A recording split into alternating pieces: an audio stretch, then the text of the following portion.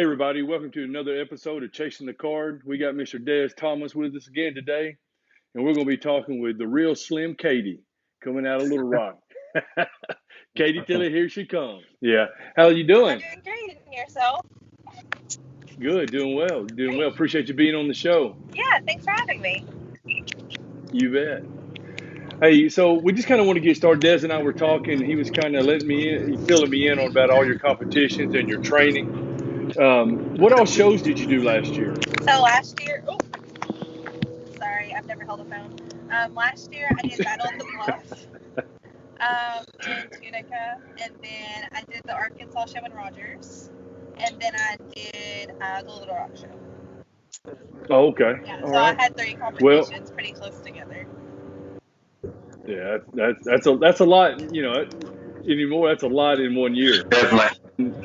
Now, how'd you do in those competitions? Were you happy with your placings? So it was my first full season as a competitor. Previous to that, I had Oh, only okay. done Little Rock in September, and I had just started prepping in like June. So Oh, wow. I had just gotten to coach in February of last year. So it was kind of our time to kind of like learn what my body was going to do. I hadn't been in the gym very long. I didn't have muscle memory that was just popping in. So my first show, I was super defeated. I got the second call-outs. I was just really bummed. I did Arkansas. I Yeah. came back and I got first call-outs, and then I got first call-outs again in Little Rock. And so I definitely wasn't satisfied, but I was pleased because I had done way better than I had anticipated, based off my first show Yeah. the year before that. So Yeah. Okay, so you said the coach that you're working with now, since you recently started with him, how did you discover the coach that you're working with now? Like, how did y'all come across each other? I'm sorry, you're breaking up. What'd you say? Okay. All right, so the coach that you're currently working with at the moment, how did you discover the coach that you're working with? Like, how did y'all come across each So other? it's actually a really cool story. Like I said, I had just kind of like just learned about bodybuilding when I did my first show, and I had ordered my suit off of a girl off Poshmark who had bought it and decided not to use it. And it was a Ravage Sands bikini. So that's what I wore on my first show. So when I got my stage shots, I was just hashtagging them and everything. Well, one of their seamstresses is actually a competition coach, and she reached out to me and was like, hey, I just see that you're wearing our suits already, and I see that you're a super dedicated athlete. I really want to get my team off the ground. So how would you feel about a sponsorship? Like, I'll coach you, and you keep wearing Ravish Sands, and we'll see what happens. So I've been with her for a little over a year. Okay, what's her name? Her name is Andrea Ledoux. It's Do Fitness. Okay. Cool. Okay. Now, where's she based out of? She is in Miami. So I've actually drove down and met with her in person one time. Her scenery is a lot better than ours. So. Wow, that's awesome. Yeah. That's great. Now, what kind of shows did you have planned for this year?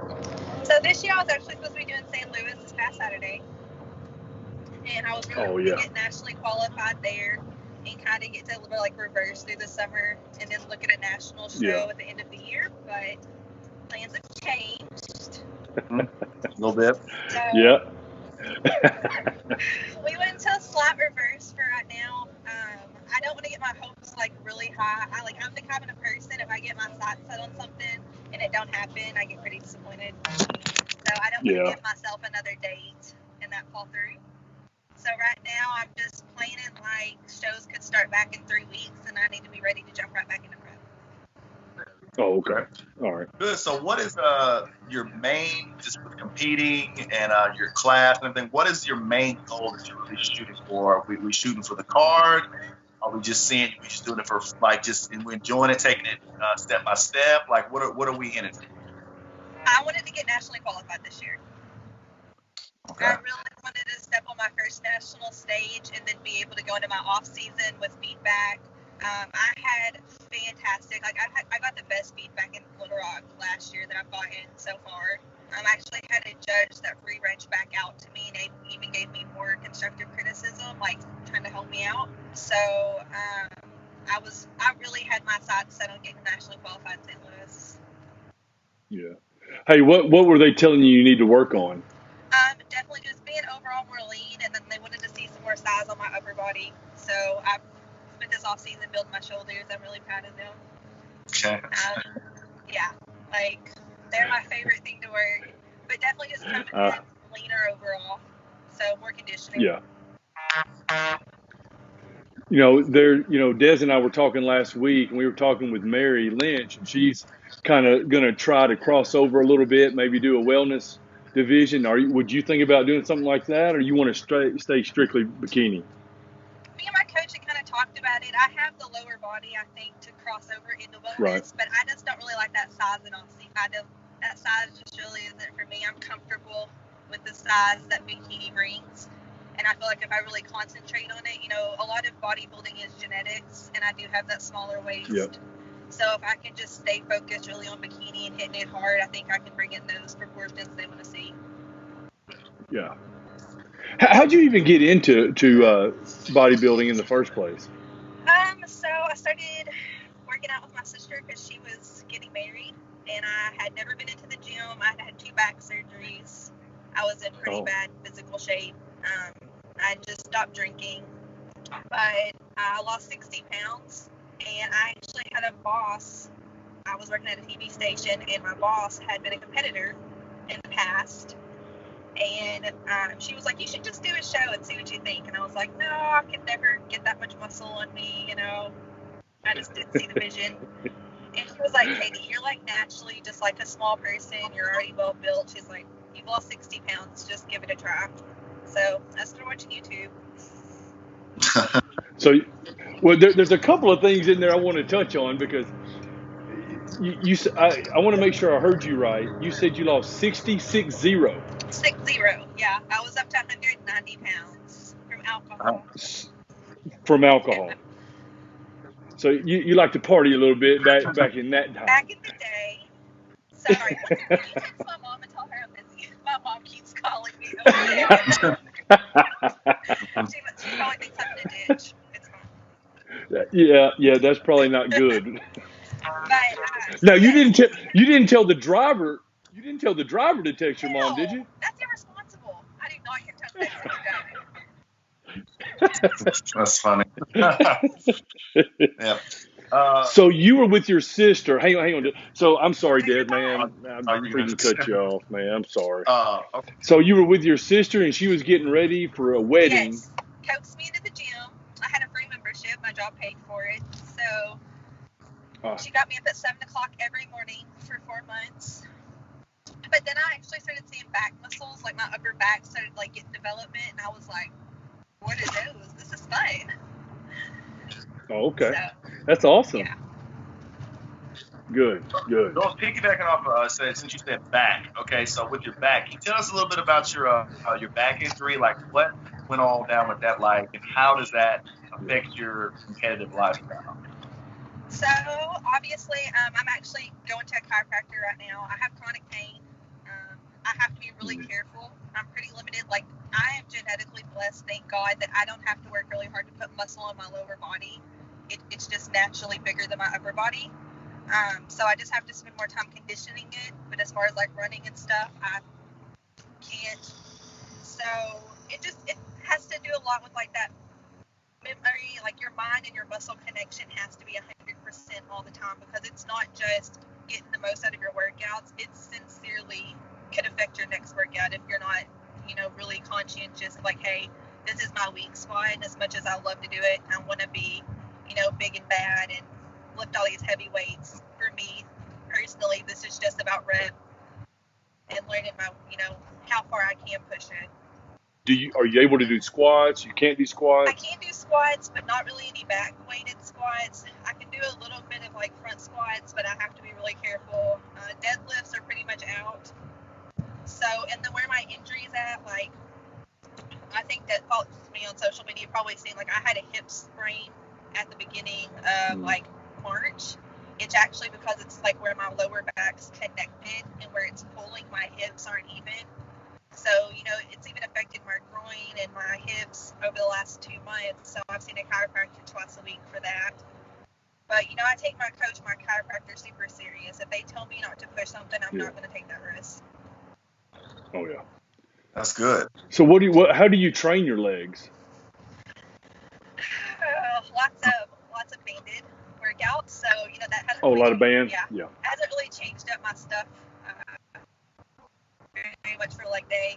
I really do rely on a lot of the machines, like the curls, and like I said, I just keep the weight low. Like on my squats, I squat about 175 pounds max because that's what I'm comfortable with.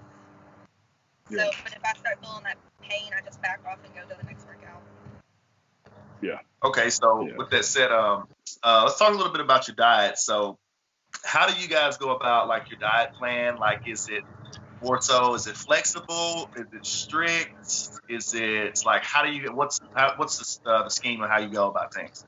We've been practicing flexible dieting for this prep, which I've enjoyed a lot because it's given me kind of that, mobility to move around. But my coach, like I am a natural competitor, and that's taught me patience because it is going to take more time than if I were doing something a little bit different. So my diet is 100%. If I start seeing a little bit of change in my body, I'm looking at, did I eat something different? Did we move something around? I do check-ins every Sunday based on those check-in pictures. She moves my macros around. And we try to, more strict where I'm eating the same meal at the same time on this day. And that's why we did so many shows last year so that we could prep different ways just to see what my body responded to. And I'm not a 6 a.m. type girl. I'm not going to get up and eat a big, great breakfast. Like, I'm probably going to sleep into like 10 because I work a job that allows that, so I'm going to enjoy it. That's me. That's my lifestyle.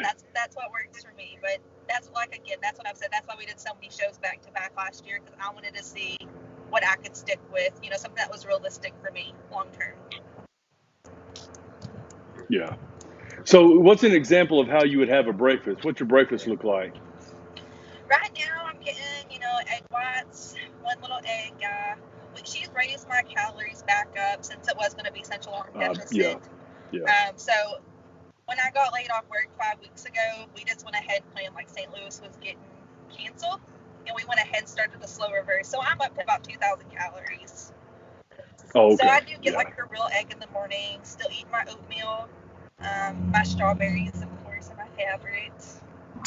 Yeah, I mean, it's pretty basic. I would rather eat better during the afternoon. Like if I want a baked potato instead of a sweet potato every now and then, I'm willing to sacrifice a few calories at breakfast for that. Yeah. Now, did you get laid off because of everything that's happening with the virus, or you did? Unfortunately.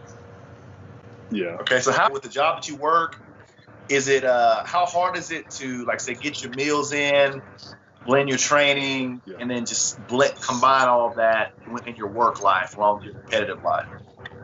Up until in February when I moved to Little Rock, I'd worked 3 jobs for 5 years, and 2 of those jobs were restaurants. So I had already kind of overcome that stigma of like being around the food all the time. I had my meal prep with me, and that was my daily routine. That was just the norm for me.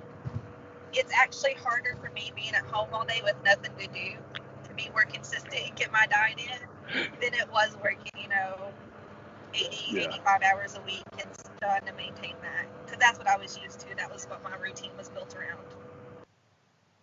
Yeah. Okay. Now, did you move to Little Rock for a job?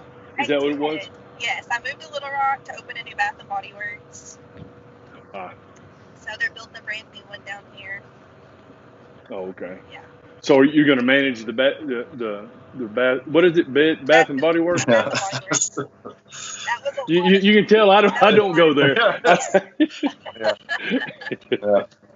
was 2 stories. So you're going to. Oh yeah. That's awesome. Yeah. Okay. Now, has your training been affected because of what's going on right now with the virus? I mean, are you able to get, like Des? I mean, he's having to go train in a park. He's got to do things outside, and so how are you doing your training? My wonderful boyfriend here, Mr. Driver, has let me transform our balcony into a gym. So I've got we have a whole gym. Like I've got my mirrors out there, so I've got dumbbells. I'll be honest with you, I really needed to work on endurance. It's something that I don't spend a lot of time focusing on. And my stretching, obviously, with my injuries is super important, but that was something I was like, if I didn't have time to stretch, I would lift longer to get my lift over with and, sacrifice the stretching. Well, now I'm actually getting to focus on, I don't need a gym to focus on endurance. I can go run. Yeah. Definitely. Yeah. So the things that I think that I personally needed the most growth in, it's actually given me more time to just center in on those things and really get to focus on them. Oh, okay. Now, what's your boyfriend? How does he handle all this? Is he a competitor? He is not a competitor. He has no interest in ever being a competitor. He's smiling so big right now. So my coach actually asked him, she was like, I always love to ask the spouses, like, what's it like dating a competitor as a non-competitor? And he's like, sometimes it's hell. He's really good though. He eats like at least 70% of my meals with me. Yeah. So that's all. Now, are y'all living together and y'all have to deal with it together? yes, we've been together for 5 years. So he's been with me. Oh, that's awesome. Before preps ever started. Yeah. And like I said, he doesn't necessarily understand all the aspects of what bodybuilding has done for me, but he supports the fact that it makes me happy, and he has, noticed a change in my discipline. And now, when I'm in my contest prep, I have been known, according to my wife, to be a little cranky. I don't see it, Des. I don't see it, but she does. Now, how do you get during your prep? Are you just mellow through the whole thing? How does he handle that? How's your boyfriend handle that? I mean, he just walk away and say, I'll talk to you later, honey. I'll be back. Put him on the spot. That's right. I'm naturally just super emotional. So prep just amplifies that. I cry more than I do anything in prep, I feel like. Yeah. But he's very non-emotional. So he's that person that just puts me in check. Like, all right, Katie, you're overreacting. Like, first of all, you decided to be a bodybuilder. You decided to go through this prep. Suck it up and get through it. Or drop what you're doing and stop complaining. So, he played college basketball, so he treats me more like an athlete of his. He's got that coaching in his blood. Hey, did y'all come over from Jonesboro? We did. We came from Jonesboro. Oh, okay. All right. Okay, were you going to school up there too, or pretty much just working for the past several years? I'm sorry, what's that? All right. So were you going to school up there too? Like, are you also a student, or are you just working currently at the moment? Oh, no. I'm just working. Okay. He's actually from Memphis, so he's graduated, has a degree. Okay. Or 5 or 6. Yeah. Okay. That's cool. We didn't even get to get really settled into Little Rock before everything decided, to go into chaos. Yeah. Well, how if we, once we get back to competing this year, and hopefully it's pretty soon, you're going to do you want to get qualified for nationals. Now, would you do a national show later in this year, or would you kind of push it off and wait and do a national show next year? I think that's something I would really have to see how my physique's going to be whenever I do a real cut. If I have any regrets, it's not sticking with this prep and doing a mock week of just cutting anyway. I really wish I would have done that. Hindsight's 20/20 though. So sure. It's really going to depend on how I look once shows do reopen.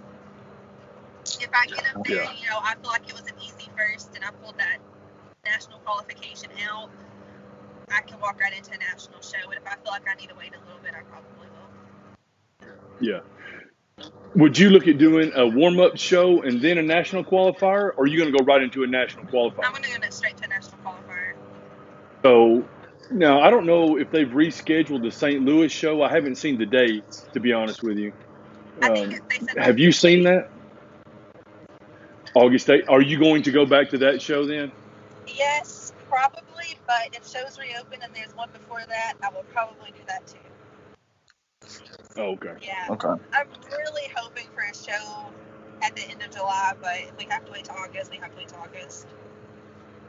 Okay, and diet and physique wise, you guys are pretty much, are we just kind of cruising and maintaining where we're at right now? Do you plan on doing any type of getting in a surplus anytime soon? Just going into that, or are we pretty much just going to hang tight where we are? We've done a slow increase. Like I said, I've been off work for 5 weeks, so trying to balance out that, I'm not being as active as I normally would be without keeping me at a super low deficit, I feel like that I could maintain where I'm at for a couple more weeks and still be good before starting to cut. Okay. Yeah. Now, I want to talk a little bit about, the prep as far as your tanning, your eyelashes, and all that. Do you self tan or do I you pay use? for everything that I can. I don't care how many YouTube tutorials are out there. If somebody is willing to do it for me, I'm paying them to do it forever. And that is words for my boyfriend. He will pay for it because he's like, you're already anyway. You are not. We are not doing anything in the room. If somebody's willing to do it, we can pay a little extra. We're paying for it. So. Yeah. No, I'm with you on that. It lowers the stress when I don't like self tanning personally, but I have they're it. the pros at it. So Like I have it in my suitcase. If I were to go somewhere and they really mess me up, we can go upstairs and showers, and we have the option to self tan. yeah. But I trust that the shows that I sign up for are paying for people that are professionals or truly good at what they're there to do. And I feel like if you really are careful about the shows that you choose, and you choose, promoters that you trust, promoters that have done shows themselves and know how important it is to have a good makeup artist there, to have a good tanning company. Like, yeah, accidents are going to happen, things are going to happen, but 9 times out of 10, like, if you're paying for that service, it's going to be what you paid for. Yeah. And just generally speaking, I think almost competing, like say the cost, like I say, for the hair appointments, the tanning, just the makeup, all that, the suits. I mean, how much are you generally, like say, the suits are pretty expensive, right? Like for the bikini, because I know they can range. Like, so tell us about that. I'm just going to go ahead and throw out, I'm very thankful for my sponsorship. Yeah. That's right. Give me a discount on my suits. That's awesome. Yeah. Good for you. Absolutely. So, but it's very expensive, and it starts adding up very quickly. But that's why I planned so far ahead of time. Like, that was me going out every weekend and buying a Fit the Crown, though. Like, we're going to spend our money somewhere. Why not spend it on something, Yeah, maybe one big chunk at one time, but when I was going out partying, I was spending that in small increments and charges, so. Oh, yeah. Now, what would a makeup session cost, more or less? I have no idea. $25 normally. I say that one more time. $125. Woo! Ooh. Now, is that include your hair, or is that just makeup? That's just makeup. Okay. I guess I don't know the serious, like, how it is the makeup something that you could do yourself, or you just like, I'm not even gonna. I don't do makeup. I just don't wear makeup. I don't enjoy it. I'm not one of these, like, it's not for me. I'm not an artist. So like a lot of girls, I respect them. Like, I have very close friends who have done all their makeup for their shows. I respect them girls, but it's just, and some of the girls, like, whenever you pay that $125, you get your makeup done in 20 minutes. Okay, it's all right then. Wow. Yeah. Now, what about your hair? How does that? What would that run you? So if you decide to do extensions, that's a whole other cost, because the good extensions are like $350, and you have to pay a dresser to put them in. Then you have to pay probably like $50 to $75 to actually have someone style your hair the day of the show. With the extensions in, they style it with the extensions. Correct. Wow. Yeah. That's too much for me. No, that's man, and plus the entrance fees to your class, plus the hotel fees. Yes, and most of us girls are doing more than one class, so. Of course. Yeah. That's So yeah. See, that's why you got to work 3 jobs. Yeah, it is. That's why. Yeah. Wow. Definitely. So, like I say, with all the, how are you mentally? I say, just coping with everything. I know how frustrating it can be. Like, how did you feel like how getting so close to the St. Louis show, and then just having that pull from under you? and just like, man, how are you mentally coping with all that, knowing how hard you're working and going to prep? Because I've never had to really cancel essentially a prep or anything. So how are you dealing with that mentally? It was a lot. Like, when you're on a roller coaster and you go over that first big hill and your stomach catches and you just keep waiting for your stomach to come back up. That's kind of the way it felt at first, because I was like, man, I've dedicated so much of my time, so much of my efforts, and I've already spent all this money, and like I completely get the no refund, but like that's still a big gut punch. Like everything was transferable, but most of it wasn't refundable. Wow. So you could still compete if they do it in August. If you've already paid for the entrance fees, you can still, you don't have to repay. You've already paid. Correct. Or I can just go ahead and move it over to the September show in Arkansas. Oh, okay. But, so getting back on, feeling my best. What's that? So essentially, it's like you're getting back on stage. Like you're like, I'm not about to just like, it's happening this year. Oh yeah. After all that. Yeah. I think that's been the hardest mentality. Like the mental struggle for me was I was already at my lowest. Like me and my coach hit a new low together. I was at 135. I was ready for that last 4 weeks, and then to have to go in reverse and just put that weight that I just cut right back on. It almost made me feel like I was backtracking, because I'm like, man, I was at my lowest. Like, where are we gonna go from here? But then, I just have to remind myself, as Lindsay Haas says all the time, it's not happening to me, it's happening for me. So this is just more time to really get to focus on my posing routine. Tap all the loose ends, get everything together that I need together. Yeah. Now, are you practicing your posing every day still? Oh yes, Lindsay Haas is my posing coach, and she does not take it lightly. Yeah, she's awesome. She is phenomenal. She's a great teacher. I have a really good friend in Jonesboro who this was actually supposed to be her first competition too in St. Louis. She's a rock star. So her and Lindsay reach out to me. Like we stay in contact with each other almost every day. It really does take a village right now. Like if I didn't have other girls that were in this sport who understood the mental toll that it took to just stick with this right now, like it would be a lot harder to stick it out. Now, you said you got down to 135. Was there a weight that you were aiming to get to? We don't really look. I mean, it's so cliche, but the judges don't ask how much you weigh on stage. They don't ask what your body fat is. Yeah. We just get down as low. We go until we can look the best we can until it's time to get on that stage. So if that means I'm stepping on at 143, if it's the best I've looked, I'm ready to go. Yeah. How tall are you? 5'9". Oh, you're a taller girl. Yeah. Okay. All right. So do you respond better to, are y'all were you doing like a carb cycling approach? Or are you just like the straight same 5-6 meals a day? Like, do you have high days, low days? Like, how do you guys go about that for your body? We actually kind of do a little bit of both. So we were doing carb cycling, and then we did a pretty dramatic drop, and that's whenever I hurt my hip. Since I wasn't able to do any of my legs, she dropped my calories really low when we came off of the carb cycle into just a super low deficit. And that's when we saw really, really good results. Man, it was looking good. Mm-hmm. So I think that's probably how we'll approach it next time. Like I said, she's increased me slowly over the last few weeks. We'll probably go into another little carb cycle, and then we'll probably just deplete super fast. How much cardio were you having to do, just going in towards the end of prep? Cardio? Mm-hmm. Towards the end of prep. I was up to 75 minutes. Once a day? I was splitting it. You split it? Yeah.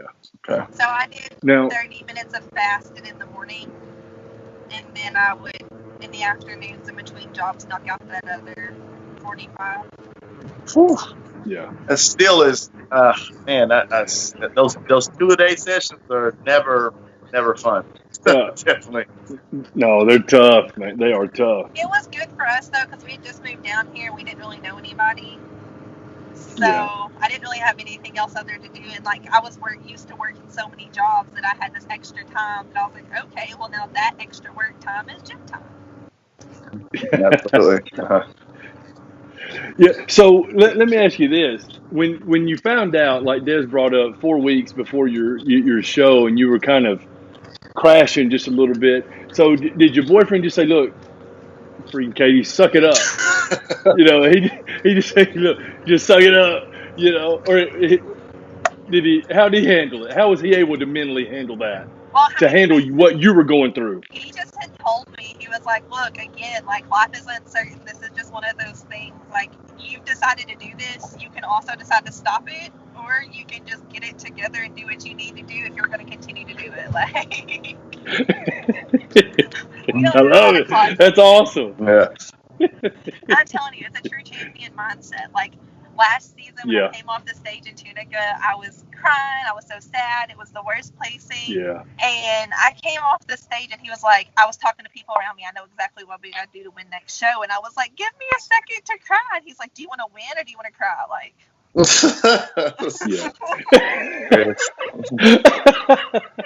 yeah, he's hardcore. My coach really likes but him. but you know, you got to have people in your support group that are like that. Oh, absolutely. He really does push me. You know, he may not be right there running beside me every cardio session, but like I said, it's one of those things like, you've made up your mind to do this. You've made this many sacrifices. Are you going to let something like a few weeks not being able to go to the gym set you back? Like, I thought you wanted this. That's awesome. Good. So what is primary? So like we say with you, so we see you have support from your boyfriend. So what is your how involved is your family like with your the competitive circuit and you doing shows? Like, what do they think of all this stuff and all this craziness? My family is Pentecostal. Okay. Oh. All right. So, but my mom and dad did drive down to my very first competition, and they support me 100%. The people that I work with, you know, it's weird for people that are in my circle that really aren't in fitness in general because, like, for me right now, the fact that I'm gaining weight is atrocious. Like, it's really hard on me. And if I can talk to other competitors, they're like, I understand what you're going through. But if you talk to somebody, you know, my sister, she's like, well, I'm just glad to see you eating. Okay, well, I do eat. I just don't overeat. Yeah. So, like, then that's why doing so many shows is, I think, is important, honestly, as a competitor and being active on social media because you find those other people that, you know, you don't meet them sometimes until a show 4 or 5 months later, but they're sitting there, you know, hyping you up on social media. And people, you know, they give us that concept that we're vain and we like to post about ourselves and we like attention. No, a lot of times we're feeling weak and we need somebody else that's been through what we're going through to be like, hey, bro, I've lived through that. You're going to be fine. It's just going to suck for a few minutes, you know? Right. So I think it's super important to have other competitors around you. Maybe not like physically around you, but at least somewhere in your corner where you can reach out to them when you're feeling weak and be like, hey, level me back out. That's right. Definitely. Yeah. Well, hey, how can people find you on social media? The real Slim Katy. That's awesome.